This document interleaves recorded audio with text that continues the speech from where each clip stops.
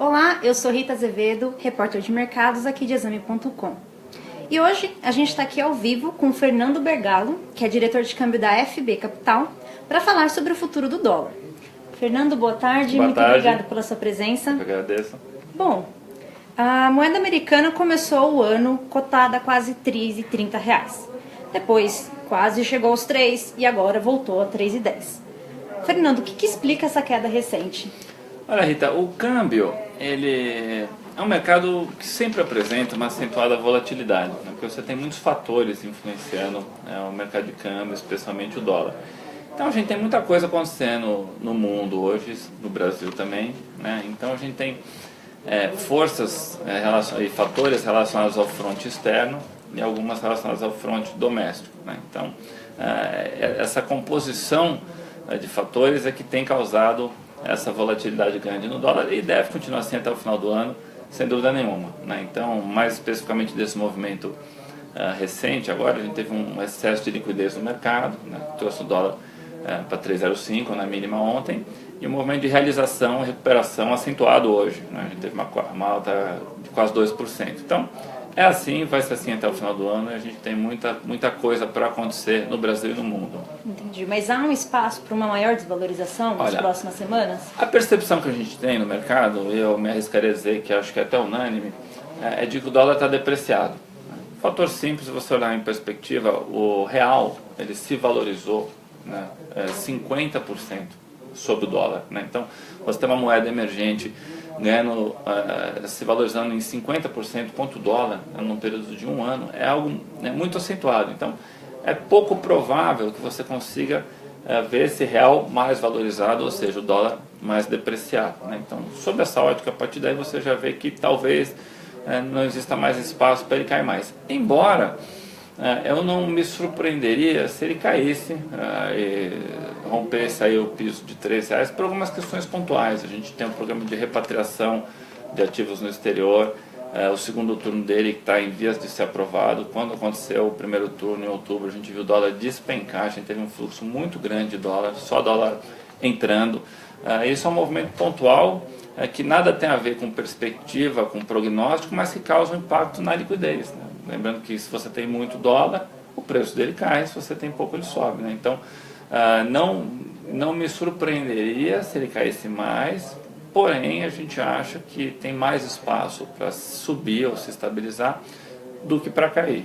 Tá. E quais fatores que podem levar a esse avanço do dólar? Olha, a gente tem o cenário externo e o interno. O que a gente costuma dizer no escritório para os clientes é que o cenário externo, ele tem, se a gente pudesse assim mensurar, ele tem peso 4, e o cenário doméstico peso 2, né? Então, o que significa isso? Que os fatores relacionados ao cenário internacional que geralmente ditam o preço, formam o preço, né? Mas a gente tem também questões internas que não deixam de ser importantes. Então, em relação ao cenário internacional, a gente tem no radar uma questão que é a mais importante de todas para o mercado financeiro, que está relacionado aos Estados Unidos, né? Os Estados Unidos é a maior economia do mundo, representa 25%, ou seja, um quarto da economia do mundo inteiro. Então, qualquer coisa que acontece lá impacta muito aqui.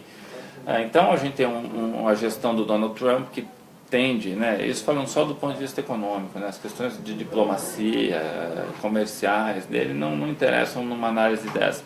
A gente tem o Donald Trump com uma política expansionista de cortar impostos, de aceleração da atividade econômica, né? Tudo isso tende a gerar uma pressão inflacionária e, por consequência, dá espaço para uma alta de juros do Banco Central americano. Então, em relação ao cenário internacional, esse é o fator mais importante que deve ser acompanhado. Por quê? Porque uma alta de juros da maior economia do mundo causa um fluxo cambial, né? Tem um poder para editar o fluxo cambial. E, por outro lado, você tem, em contrapartida do Brasil, a taxa Selic indo ladeira abaixo, né? O mercado inteiro apostando que ela vai encerrar o ano em um dígito, ou seja, menos de 10%. Então, com isso, o diferencial de juros de lá para cá vai cair drasticamente também.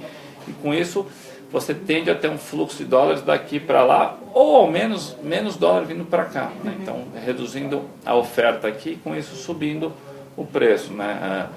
Essa análise. Então, do ponto de vista do cenário internacional, a gente tem isso para acompanhar.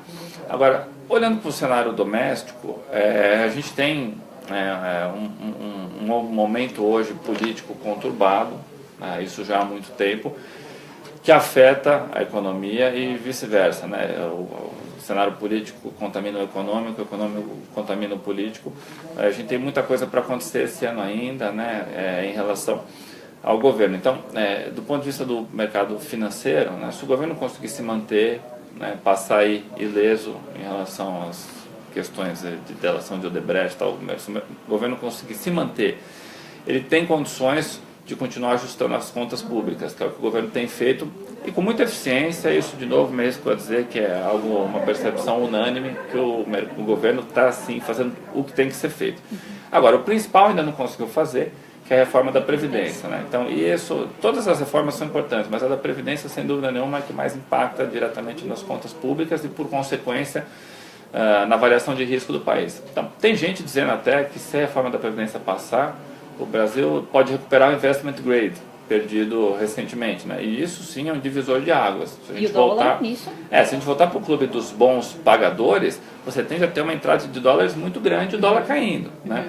Mas, de novo, a reforma da Previdência não nos parece que está tão perto, né, no curto prazo, mas se ela passar, a gente tende sim a receber muitos dólares, né?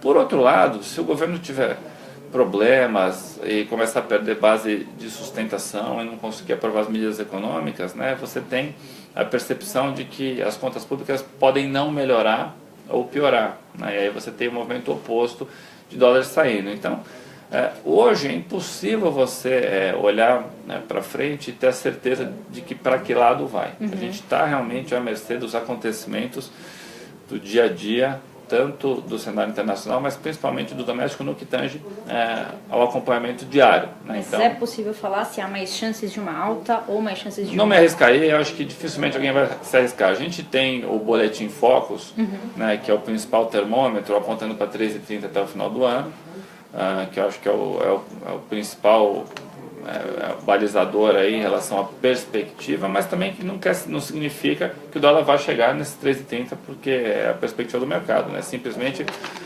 uma pesquisa de expectativa. Então, acho que o mercado está trabalhando sim com esse 3,30 para o final do ano, mas até lá muita coisa pode acontecer, né? Inclusive essa perspectiva não se confirmar. Então, acho que hoje é muito difícil você apontar para uma taxa para o final do ano. Não me arriscaria a fazer isso. É o que os leitores estão perguntando agora. Você tem como traçar essa projeção para o final do ano? Não Você tem. segue os 3,30 do... Não tem. O que eu acho é o seguinte, no nível de preço total ele está depreciado, né? Então, entender isso e compreender que ele está barato, eu acho que é um ponto importante para você tomar decisões.